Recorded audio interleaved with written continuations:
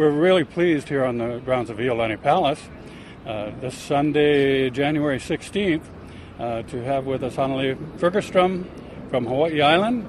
Hanalei, aloha. Aloha mai. It was great to see you the other night coming in, and then glad to see you here today. I hope you're going to be saying a few words on the microphone. If I have a chance with the group. You may see in the back that we have speakers coming, one lined up right after another, and so we're trying to get as many of those people as possible to speak with you folks. Our Voices of Truth program, Hanalei, as I mentioned before, we got on camera. Essentially is motivational, that's the intent, and it's to get Kanakas who are sitting there watching TV to find their place in society, get up and go do something. Hi. We know that you've been doing that, and maybe you could just kind of give a brief description of who you are, what you're about, and how you got to be what you are, and what you're doing, and all of that in like 10 seconds or so. Okay, well, this is going to be fun. Yeah. Okay. Well, I'm Hanalei Fergerstrom, and aloha mai to everybody. Let's see, where did we start from? Where did I start from? Well, actually, I started after running for an election in 1978.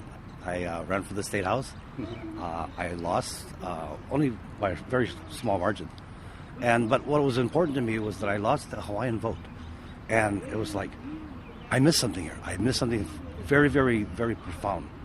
And so rather than pursuing the political arena that I was being groomed for, I pursued a spiritual path. I ended up working with Kona Nui Paulitu Sam Lona. I was very fortunate to also work with Auntie Pilai Paki and also Uncle Charlie Ken. And then as these kupuna, tupuna passed away, I made my way back up to the island of Hawaii, Mokuokeawe. At present, I am the spokesperson for Nakupuna Mokuokeawe, which is the Council of Elders of the island of Hawaii. I have elders from all 6 major districts of the island. I'm also with the Temple of Lono, and we work very, very quietly on restoring the religious foundation of the people so we can come back to the covenant of between the people and the gods of the past. Yeah? And we find that this particular path is important because you have to have a strong platform. You have to have a strong base in which that you can move from. A foundational, yes. And the key is always that you have to keep moving ahead. You cannot just stop and be comfortable with knowing a little bit. In fact, there's a Hawaiian term that's actually used in that. The term is heva ikawa, and it the literal description of that is the mouth becomes guilty. But what the kauna or the secret behind those words is that you become so thirsty for this truth that you must pursue it. And so I've been on the trail for, I guess, 30 years now. It has been... You pretty much found your kuleana? Oh, most certainly. One of the things I do, I'm actually proud to say it. I'm one of the... I help defend the highest point on earth, Mauna Kea. But I do everything from the top of the mountain down to the bottom. I spend all my time working on religious platform, also to understand the mechanics of the politics that bind us. I work on the psychology of freeing the mind. Yeah, freedom is something that is got to be taken lightly, and it's something that you have to know what it is in order to achieve it. Yeah, and I just said a little while ago to some of my friends that I remember a story about these 2 monks that were watching these double-tailed swallows just floating around in the air currents overlooking this valley. And this one monk looked at the other and he says, I wish I was as free as the birds. And the other monk looked at him and says, well, is the bird free from the sky? And so it's very important to understand the relativity of it all. And so what's most important is the process of releasing the binds that hold you from developing your own thought, from reaching a point where you're no longer just opinionated. You are a being. You are a presence of what your understanding is. And for me, that has been my freeing process. It is a very rewarding process. And no matter how deep the trail gets, or how many times I get arrested or whatever, how many times I go to jail, it doesn't really matter. I mean, it matters because it's certainly uncomfortable and and degrading it at the same time. Well, that's the path you've chosen. Yes, sir, I have. And you got to take the good with the bad. That's exactly right, and that's what you have to expect on the way. Yeah. That truth is not something that's just going to be handed to you. You have to find it within yourself, and you have to know what it is in order to recognize it. Well, you made a reference to something about you cannot stand still, and when you mentioned that, I was wondering, does that mean you move forward, or do things evolve? If you're dealing with traditional, cultural, spiritual aspects, do you see an evolution there, or do we? Most certainly. When I first started on my trail back in the late '70s, I didn't know a darn thing. I mean, I was Hawaiian indeed. I ate my poi and I surfed and everything else. Mm-hmm. I didn't know the psyche. And what I had come to find out is that it's not something that somebody gives you. You have to walk toward it, and as you walk toward it, does more light come to you. Yeah, and so the encouragement here is, whatever it is that you're doing, whatever you see that's ahead of you that you believe is, it may be in your particular format, in your way of understanding, pursue it. As you keep moving forward, more of the light comes to you, and more of the tasks become revealed, and then you can select the ones that's most comfortable for you. Yeah. It's kind of like the journey is the thing. Yeah. I always say you don't reach an objective. What the whole objective is the journey. Yes, in fact, I say that all the time. It's not here nor there. It's all on the way. Terrific. Well, I appreciate that. Last night, which would have been Saturday night, yes. January 15th, we had what was billed as a Fallen Warriors yes, sir. Ceremony over at the Ahu here on the grounds, which maybe we'll get a shot of later. I know we've done some interviews over there previously. And Lynette Cruz had something to share with us about that Ahu. Of course, we were all here then. Sir. That was a memento of 1993.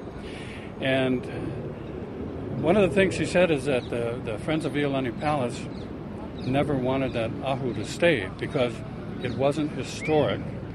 Now, this takes us back to my question about, in moving forward, do things evolve? And my answer to that question is yes, they do. Well, certainly. And what that Ahu over there represents is the living nation, the moving forward, the evolution.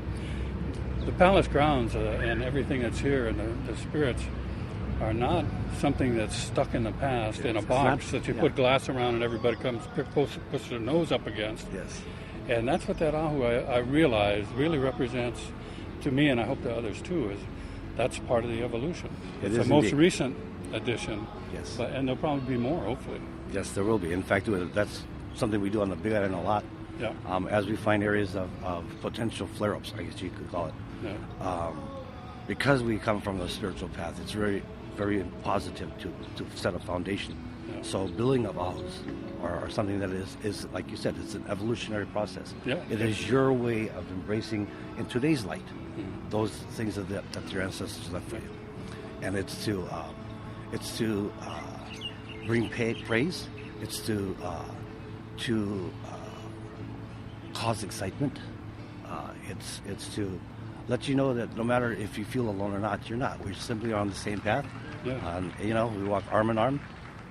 It's it can also be kind of like a pu'uhonua. I mean, I know there are a lot of people come in from other islands, and if they get to Oahu and Honolulu, and they feel kind of like detached or not disconnected. Yeah. I see a lot of people come over and sit down. Some sleep over there just because it's like a part of them is there, and that Ahu is constructed of Oahu from all the different islands. That's correct. It's a home place for everybody. And I'm glad you brought up this concept of the pu'uhonua, because the pu'uhonua, if you look back in the history, the pu'uhonua is your place of sanctuary. It's your place of the covenant. It's your place where you don't have to be anything other than you with your gods, your covenant with your gods. And so one of the tasks that we work on is to bring to life again the concept of the pu'uhonua. Yeah? And along with that comes the concept of ho'oponopono. And these are all things that lead you to places of light. But again, it's not a static thing. It's something that you must malama. That's why they say malama pono. You must malama to make that pono. And you don't stop malama until pono. Yeah. So if it's not pono, then we never malama enough yet. There you go. But we keep we trying. Got plenty of work to do. Lots of work to do. Hanalei, mahalo nui for spending this time with us. I'm so happy to see you again. Yes, thank you. It's been a while. And I look forward to us working together again. Yes, thank you very much. Nui. Aloha mai, mahalo anui loa. Aloha. We're very pleased with having with us today Kunani Nihipale and Ho'oipopa here once again on the palace grounds, Sunday, January 16th, 2006. Welcome. It's so great to see you folks again. Aloha. We're glad to have you on Voices of Truth, and we want to just give you some time to identify yourselves, what you're doing, what your impressions are, perhaps briefly, of what's happening here today. Are we making progress, and where are you folks focused? Okay, aloha. I'm Kunani Nihipale. I want to welcome our audience out there. And, we've been doing many different projects, but I think what we have here going on today, Sovereignty Sunday 2006, is a continuation of our efforts to identify who we were. I mean, we're here, we're in the seat of our government, and we want to just remind people that we're still in existence and we still have aloha and a passion for our past. And that past brings us to wanting to create another project, Ku'e Mimara Wall Project, and this is in honor of our kupuna who stood bravely over 100 years ago up against the mightiest forces we know them today, the United States of America. And all of that events and history that took place, we want to honor these kupuna by recreating the Ku'e petitions that were circulated a few years back, and we want to create a tangible, something that we can go out and touch. We have memorials for everybody. We have culture centers for every culture that's in Hawaii, but we don't have anything to identify our kupuna and honor those that have passed on, as we mentioned here earlier today. Every one of us have kupuna that have signed these petitions. And so what we want to do is duplicate this and create an actual wall or a configuration that we have submitted in a design form, and maybe we'll be able to get this better at some point. But these are designs created also by my wife, Ipo Nihipale, an artist. And Ho'ipopa has been working with me. It took us 3 years, and I'll let her share some of her manao. Well, it took us 3 years to get funded for this project. We've tried for a while now, but they finally gave us some funds. And basically, this is the community awareness portion. This is where we get to kukau and get other people's manao. Of course, Ipo went and tried to put some visions together of what we thought it might be, and the idea being that we try to get it on the grounds here, or if not on the grounds, maybe on the walls between that Capitol and the palace, like supporting the Queen. But if they gave us a lot of space, we would do it here. If they made it more difficult for us, then we'd say, okay, well, let's just do something not so that didn't take too much space, so that they don't say no. That. But what we need is for you folks to come out and try to support this by feeling like you would enjoy touching your kupuna's name and getting the strength from them based on the fact that they stood up, as Kunani said, to the government that we have to stand up to today to get our independence. It's interesting to meet you folks and get the latest information on this project, because last night here we had a procession, to pay honor to Kamehameha, and several locations right here, right close to the palace grounds. But then later on in the evening, we had what was billed as a fallen warriors commemoration, and we essentially sat in a circle around the ahu. Remember the ahu that was created in 1993? Yes. Right. And we didn't have any of the traditional protocol specialists with us to conduct it. It was just a group of, maybe 30, 35 people. And so I suggested, well, you know what, why don't we just be informal about it? And we had some pukeawe to burn in remembrance, to celebrate. And so I said, why don't we just go around, whoever feels moved to recognize someone from the past, just step forward. Otherwise, let's just go around the circle. Mm-hmm. And of course, everybody warmed up as more and more people talked. And I kind of waited till last, because I kind of like to get towards the tail end, because if other people had said somebody that maybe I might have mentioned, maybe it was more appropriate for them. And so the time they came around to me, there were a couple individual names, that I wanted to honor and recognize.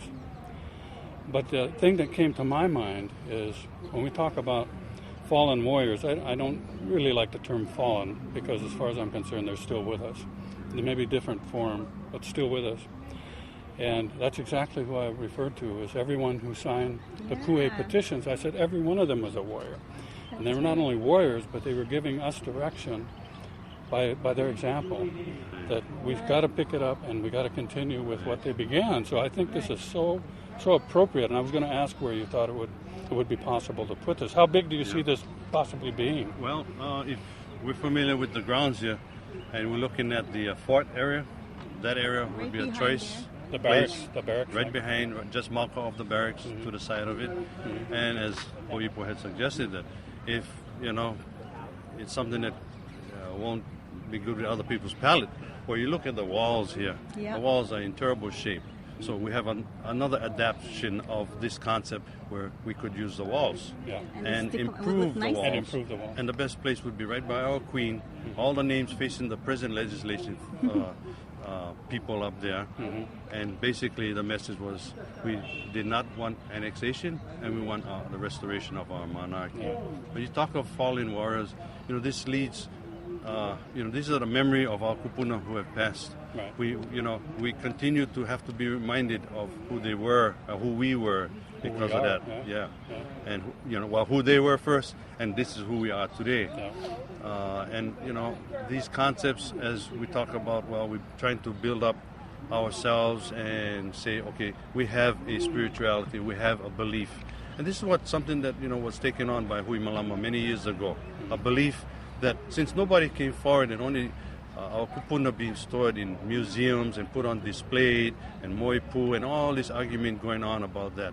That's part of our nation that we need to believe in. We have to remind ourselves, okay, we're progressing, so we're not full-on traditionalists. But every culture progress, every culture you evolve or it's a dead culture, right? And that's the big issue is whether we have the freedom to of our own religion, whether it evolve and be what we want it today. And that's the question in this. Going back to this ahu, yes, we had discussions because Lynette Cruz, used to be affiliated with the Friends of Iolani Palace here, right? And she mentioned regarding the ahu, the Friends never wanted that ahu to remain. You know why? Because it wasn't historic. Right, preserved. It wasn't preserved. It wasn't in glass, and it just clicked for me that really that ahu, one of the main significance of that ahu is that it isn't historic, it's current, it's part of our living landscape and our living and we're culture. Not dead. Our culture isn't dead. Exactly. And really in the matter of Hui Malama, that's the function of the ki'i. It has a living function, and that's really that's the issue, is where if our religion is alive or if our religion is dead. And are we going to preserve it or are we going to allow it to continue? I guess I just got back from Aotearoa. And I went to Te Papa in Wellington, and I looked at our great-great-great-great-grandfather's ahu ula and mahioli in a glass case, and kalenio pu'us. That's where it resides. Wow. And so with some of the Maori that I'd spoken with in weeks prior to that, I told them, I'm going down to pay my respects. They said, are you here to retrieve it? And I said, you know what, not this time, but it needs to come home. Yeah. Just like you folks getting to get your things back. And I understand that you folks are somehow instrumental in informing the Maori that they have things that they need to repatriate we also. We help them repatriate. Yeah. In fact, we've helped the Native Americans, the Chamorros, the Tahitians. And, there's still a lot more of their remains, their kupuna, should I say, and their burial objects, because once upon a time, museums did all of this stuff. They exchanged, and we have kupuna all over the world, and we have a controversy on loans. Well, maybe we should explore Bishop Museum's loans that they have all out there, or just signaling out Hui Malama's loan. And, the whole process of NAGPRA.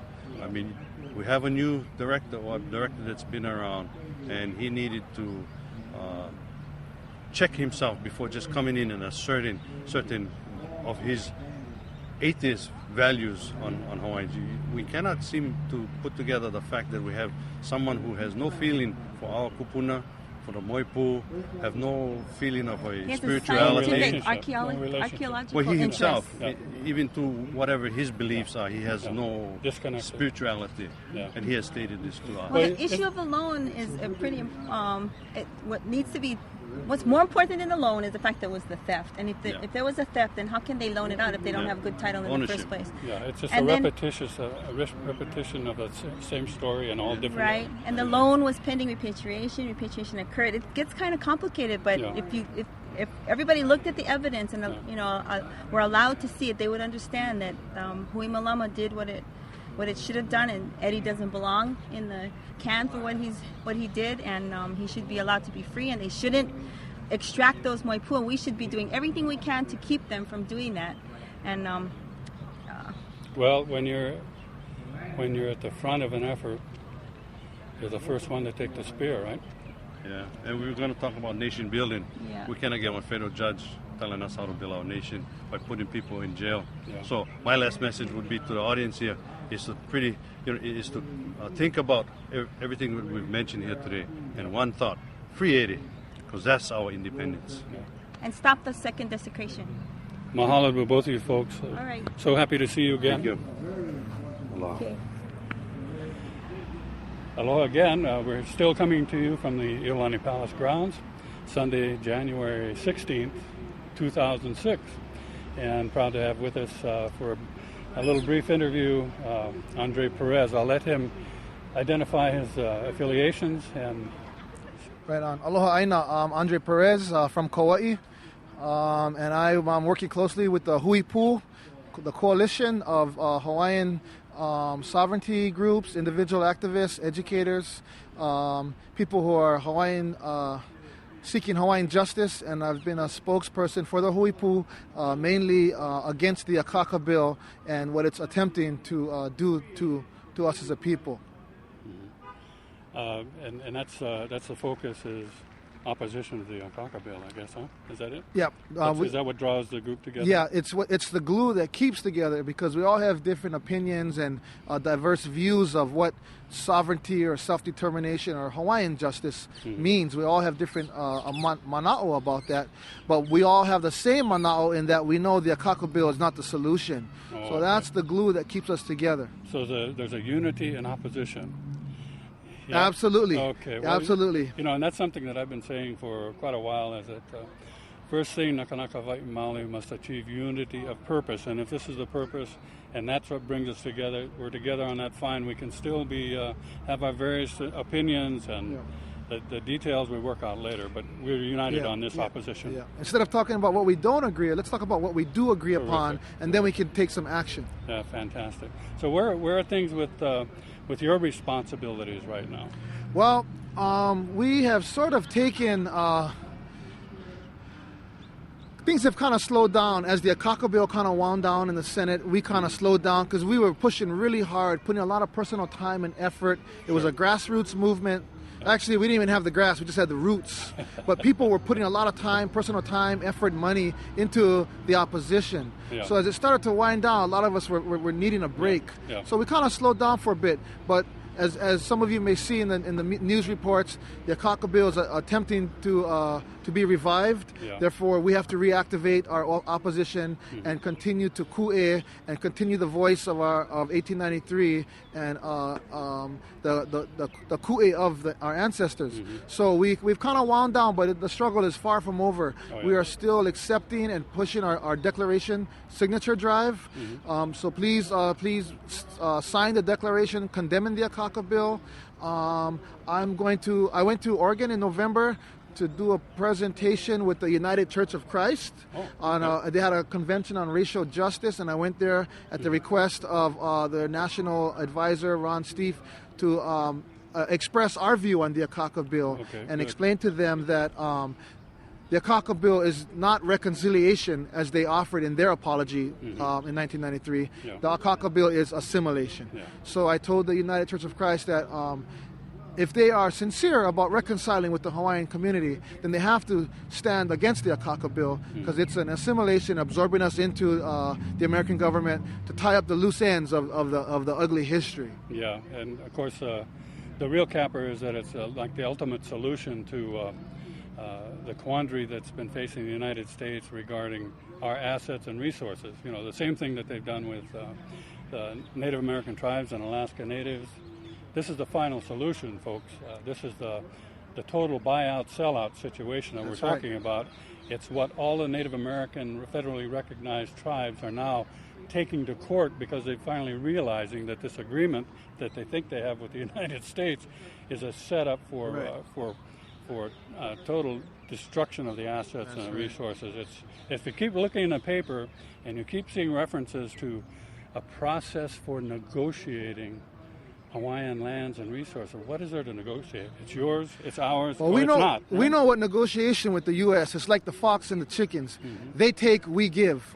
We have no authority or power to negotiate anything, either. Not in their context. Not in their context. Yeah. They have the power to take what they want from us, and we will be forced to give. We cannot enter into the Akaka Bill. Why do we want to get in the back of the line to get on board a sinking ship? Exactly. The only reconciliation about the Akaka Bill is the United States reconciliating with itself and its own ugly history. Yeah. Well, we appreciate your mana'o on that. Getting back to where you mentioned Huipu is right now, kind of winding down a bit. That's the way things happen with these kind of efforts. I mean, people cannot go endlessly full out. You burn out. So when you get a chance for a breather, you got to take it. And there's the other thing is we all have other things that are up on that high on that list of priorities, right? There's many struggles out there for Kanakas. We have homeless situations. Of course, we have the Hui Malama brother Halealoha in jail. So there's other issues that we have to lend our effort to. And I call it the rhythm of life. You know, the cycle. We peak and we valley, and the bottom line is we continue. Yeah. It's kind of the Nalu situation. That's right. We go with the force. Huh? We go with where the spirit moves us. It's where we go. Well, Andre, I want to say mahalo again. Thank you so much for being with us, sharing a few minutes, and look forward to working with you in the future. Mahalo. Because the Akaka Bill is slowing down right now, but it's going to come back. That's right. Our beloved Hawaiian senators have got too much invested, time-wise, resource-wise. They've made too many deals already that they need to. They're not going to let it lay. That's right. Even though our word is the administration is totally down on it. So we'll see what happens. Right. But we've got to be prepared to gird up and fight it again. We've got to be prepared to oppose it. And in closing, I'll say this to all Kanakas out there. Has anybody ever explained the Akaka Bill to you and asked you if you want to become American or if that's what you want for your future? Until you can answer that question, you must oppose the Akaka Bill. Mahalo nui. Mahalo. Yep. All right.